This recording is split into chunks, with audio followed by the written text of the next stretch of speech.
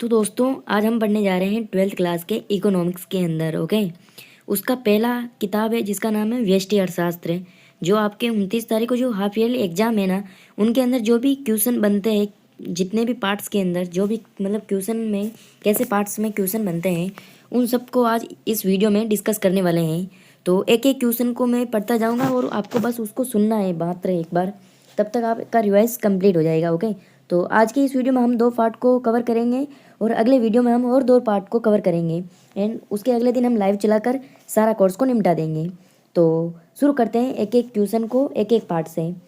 तो पहला पार्ट का नाम है हमारा परिचय, जिसका नाम आपको पता ही होगा। ओके, तो पहला क्वेश्चन होगा, आधुनिक अर्थशास्त्र का जनक माना जाता है। अर्थशास्त्र का जनक किसे माना जाता है आपको पता होगा दोस्तों, एडम स्मिथ को अर्थशास्त्र का जनक माना जाता है। दूसरा क्वेश्चन, अर्थशास्त्र नामक पुस्तक किसने लिखी थी?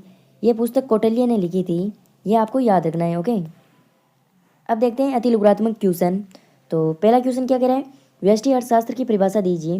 व्यष्टि अर्थशास्त्र किसे कहते हैं? यानी अर्थशास्त्र की वह शाखा जिसमें एक व्यक्तिगत आर्थिक इकाई का अध्ययन किया जाता है उसे व्यष्टि अर्थशास्त्र कहते हैं, जैसे एक व्यक्ति, एक फर्म और एक उद्योग आदि।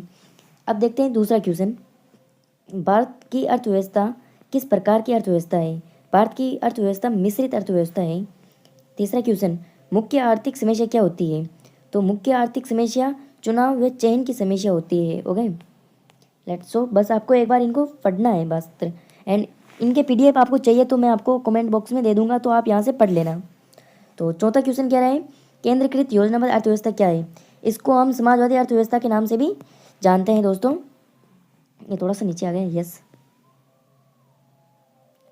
तो ये रहा है, वह अर्थव्यवस्था जिसमें सभी आर्थिक निर्णय सरकार या केंद्रीय सत्ता द्वारा लिया जाता है उसे केंद्रीकृत योजनाबद्ध अर्थव्यवस्था कहते हैं। यह भी याद रखना है, इसे समाजवादी अर्थव्यवस्था भी कहा जाता है। पांचवा क्वेश्चन, व्यष्टि अर्थशास्त्र को और किस नाम से जाना जाता है? कीमत सिद्धांत से व्यष्टि अर्थशास्त्र को जाना जाता है। छठा क्वेश्चन, बाजार अर्थव्यवस्था में आर्थिक निर्णय कौन लेता है? वो मांग और पूर्ति की शक्तियों द्वारा बाजार की अर्थव्यवस्था का निर्णय लेता जाता है। ये आपको याद रखना है क्योंकि ये क्वेश्चन कई बार पूछा गया है एग्जाम्स में। सातवां क्वेश्चन, बाजार की अर्थव्यवस्था का मुख्य उद्देश्य क्या होता है? लाभ कमाना बाजार की अर्थव्यवस्था का मुख्य उद्देश्य होता है। तो आठवां क्वेश्चन क्या कह रहे हैं, अवसर लागत की परिभाषा दीजिए। एक वस्तु की एक अतिरिक्त इकाई को प्राप्त करने के लिए दूसरी वस्तु की त्यागी गई मात्रा को अवसर लागत कहलाती है। तो इसको भी याद रखना है ये, क्योंकि ये बहुत बार पूछा गया है इसको भी। नौवां क्वेश्चन, उत्पादन संभावना वक्र को परिभाषित कीजिए। उत्तर इसका है, उत्पादन संभावना वक्र दो वस्तुओं के संभावित संयोगों को बताता है जिन्हें एक उत्पादक दी हुई तकनीकों व कीमतों पर उत्पादन कर सकता है, उसको हम उत्पादन संभावना वक्र भी बोल सकते हैं। अब 10वां क्वेश्चन, जे एम किम्स की पुस्तक का नाम क्या है? The general theory of employment, interest and money. इस पुस्तक का नाम आपको रखना है क्योंकि ये एवसद में भी ये क्वेश्चन पूछे जा सकते हैं। 11वां क्वेश्चन, सर्वप्रथम समष्टि और व्यष्टि अर्थशास्त्र शब्द का प्रयोग किस बंदे ने किया या किसने किया और कब किया? रेगनर फ्रिश ने 1933 में सर्वप्रथम समष्टि और व्यष्टि अर्थशास्त्र को मतलब शब्द का प्रयोग किया 1933 में। ओके, 12वां क्वेश्चन, वेल्थ ऑफ नेशन नामक पुस्तक किसने लिखी? एडम स्मिथ की पुस्तक का नाम है वेल्थ ऑफ नेशन। ओके, याद रखना है। 13वां क्वेश्चन, अर्थव्यवस्था की विभिन्न स्वरूपों के नाम लिखिए। 3 स्वरूप होते हैं, पूंजीवादी अर्थव्यवस्था, समाजवादी अर्थव्यवस्था, मिश्रित अर्थव्यवस्था। 14वां क्वेश्चन देखते हैं हम, उत्पादन संभावना वक्र बनाइए। तो आपको इस प्रकार बनाना है, पहले तो आपको दोनों तरफ एक्स और वाई एक्स बना लेना है, फिर आपको ये बना लेना है इस प्रकार से कुछ एक रेखा, एंड इसे हम कहते हैं मूल बिंदु, जिसे हम शून्य के नाम से भी जाना जाता है, एंड इसको हम क्यू भी बोल सकते हैं और इसको पी बोलते हैं। ओके, अब ये जितने भी संयोग है ना, कुछ इस प्रकार होते हैं। ओके, कुछ इस प्रकार, इनको हम संयोग बोलते हैं, इसको ही हम उत्पादन संभावना वक्र बोलते हैं। ओके, 15वां क्वेश्चन, अर्थव्यवस्था की 2 केंद्रीय समस्याओं का उल्लेख कीजिए। क्या उत्पादन किया जाए, कैसे उत्पादन किया जाए और किसके लिए उत्पादन किया जाए? ये तीसरा होता है इसका, किसके लिए, किसके लिए। ओके, 16वां क्वेश्चन क्या कह रहा है, व्यष्टि और समष्टि अर्थशास्त्र में 4 अंतर बताइए। इनके अंतर हमेशा हर बार पूछे गए हैं, किसी भी एग्जाम का पेपर उठाकर देख लो, ये क्वेश्चन पूछा गया है दोस्तों, इसको ध्यान में रखना है, ये क्वेश्चन कई बार पूछा गया है। ओके, अंतर है, ये व्यक्तिगत इकाई होता है व्यष्टि अर्थशास्त्र के अंदर, और इसमें संपूर्ण अर्थव्यवस्था एक देश की होती है। ओके, इसमें कीमत के उपकरण होते हैं, इसमें राष्ट्रीय आय के स्तर पर उपकरण होते हैं, इसमें आंशिक संतुलन होता है, इसमें सामान्य संतुलन होता है, एंड इसमें संसाधनों को अधिकतर विवरण के संबंधित सिद्धांतों के लिए होता है, उत्पादकता का विस्तार, पूर्ण रोजगार की प्राप्ति से संबंधित सिद्धांतों के लिए होता है इसमें। तो ये अंतर आप पढ़ लेना है एक बार। ओके, तो सेकंड पार्ट आता है हमारा उपभोक्ता के व्यवहार का सिद्धांत। तो एक एक क्वेश्चन करते हैं। पहला क्वेश्चन, यदि एक्स वस्तु की कीमत बढ़ती है, बढ़ने पर वाई वस्तु की मांग बढ़ जाती है, तो दोनों किस प्रकार की वस्तुएं हैं? इसका आंसर होता है स्थापन वस्तुएं। जैसे कि चाय की कीमत बढ़ जाती है तो उसके साथ साथ कॉफ़ी की भी प्राइस बढ़ जाएगी ना, दैट्स ऑल। दूसरा क्वेश्चन क्या कह रहे हैं, यदि किसी परिवार की आय बढ़ने पर एक्स वस्तु की पहले से कम मांग करते हैं, एक्स किस प्रकार की वस्तु है? ये होती है निम्न स्तरीय वस्तुएं, जिसे हम घटिया वस्तु भी बोलते हैं। ओके, तीसरा क्वेश्चन क्या कह रहा है, आयताकार अति परवलय मांग वक्र की मांग की कीमत लोच कितनी होती है? वो इकाई के बराबर होती है, जिसका डायग्राम कुछ इस प्रकार भी होता है। ओके, ये याद रखना है आपको।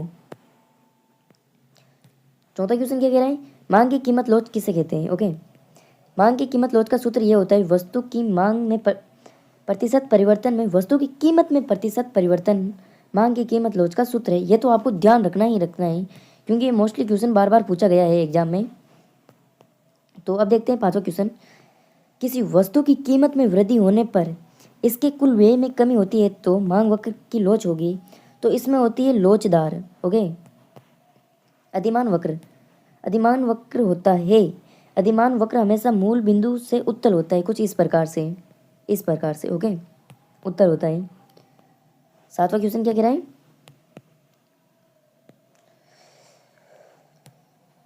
सातवां क्वेश्चन, बजट रेखा का ढाल होता है, बजट रेखा का ढाल हमेशा ऋणात्मक होता है। अति लघुत्मक क्वेश्चन। हो गए।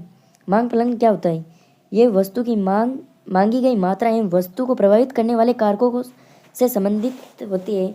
इसका सूत्र होता है क्यू डी बराबर फंक्शन ऑफ प्रोडक्ट पी या जी लगा सकते हो एंड वाई। ओके, ये उसका सूत्र होता है। दूसरा क्वेश्चन क्या कह रहा है, उपभोक्ता से क्या अभिप्राय है, उपयोगिता से क्या अभिप्राय है?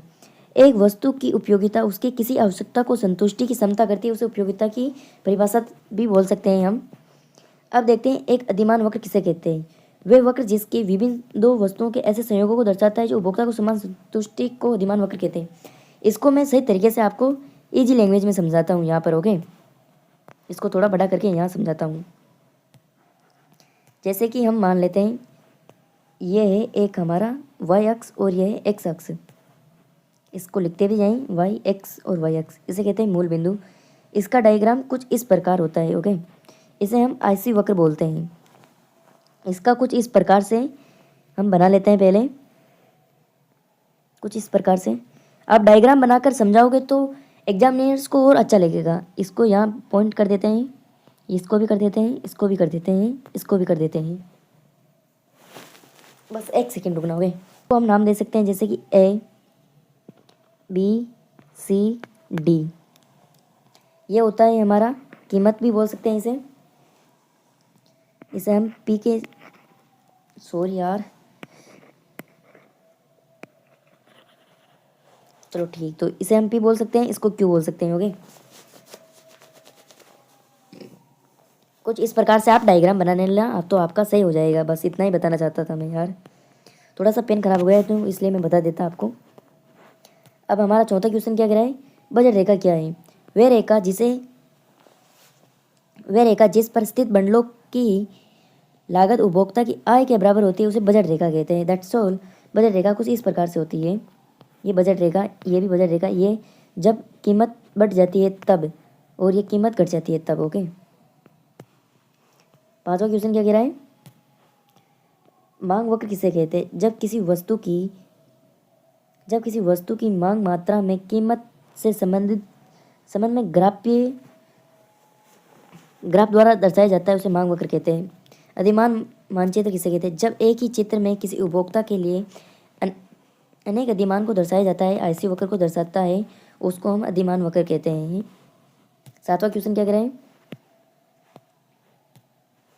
एक मांग वक्र का ढाल हमेशा ऋणात्मक क्यों होता है? घटती हुई सीमांत प्रतियोगिता के कारण उपयोगिता के कारण MRS के थ्रू ये हमेशा घटती हुई होती है। अरे सोई 8वां क्वेश्चन था ना। 8वां क्वेश्चन क्या कह रहा है, बजट रेखा का ढाल का सूत्र लिखिए। हमेशा बजट रेखा का सूत्र ये होता है P1/P2 माइनस में हमेशा। ओके, ये याद रखना है आपको। 9वां क्वेश्चन क्या कह रहा है, मांग का नियम क्या है, इसका एक अपवाद बताइए। तो इसको सही तरीके से ढंग से समझना। ओके, मांग का नियम पहले बता देते हैं। जब अन्य बातें समान रहने पर, जब किसी वस्तु की कीमत में वृद्धि होने पर मांगी जाने वाली मात्रा कमी होती है, अर्थात वस्तु की कीमत में मात्रात्मक या ऋणात्मक संबंध होता है, उसे मांग का नियम कहते हैं। कृपण वस्तु मांग का अपवाद कहलाता है। 10वां क्वेश्चन क्या कह रहा है, सीमांत उपयोगिता किसे कहते हैं। कुल उपयोगिता में वह परिवर्तन है जो वस्तु की एक अतिरिक्त इकाई का उपयोग से होता है, उसे सीमांत उपयोगिता कहते हैं। That's all. बजट रेखा किसे कहते हैं, उपभोक्ता के लिए उपलब्ध बंडलों के सेट को बजट सेट कहा जाता है। 12वां क्वेश्चन क्या कह रहा है, उपभोक्ता संतुलन के कार्य बताइए। जब कोई उपभोक्ता उपलब्ध बंडलों के इष्टतम चयन को अधिकतम संतुष्टि प्राप्त करता है, जो उसे उपभोक्ता को संतुलन की अवस्था है, उसे हम उपभोक्ता संतुलन का कार्य कहते हैं। That's all. तो 13वां क्वेश्चन है, बाजार मांग वक्र किसे कहते हैं। बाजार मांग वक्र बाजार में सभी उपभोक्ता की मांग को वस्तु की कीमत के विभिन्न स्तरों और समग्रों के रूप में ग्राफ्य द्वारा चित्रण किया जाता है, उसे हम मांग वक्र कहते हैं। लास्ट क्वेश्चन, हमारे 2 क्वेश्चन हो रहे हैं। एक दृष्टि अधिमान किसे कहते हैं, समझाइए जरा। जब उपभोक्ता दो बंडलों को अधिमान देता है जिसमें कम से कम एक वस्तु को अधिकतम मात्रा हो तथा दूसरी वस्तु की भी कम ना हो, उसे एक दृष्टि अधिमान कहते हैं। 15वां क्वेश्चन, कुल उपयोगिता किसे कहते हैं। वे वस्तु की निश्चित मात्रा से उपयोगिता के योग जो उस वस्तु की मात्रा का उपयोग करने से प्राप्त होता है, उसे हम कुल उपयोगिता कहते हैं। प्रतिस्थापन वस्तुओं किसे कहते हैं, ये हम कल वीडियो में जानेंगे।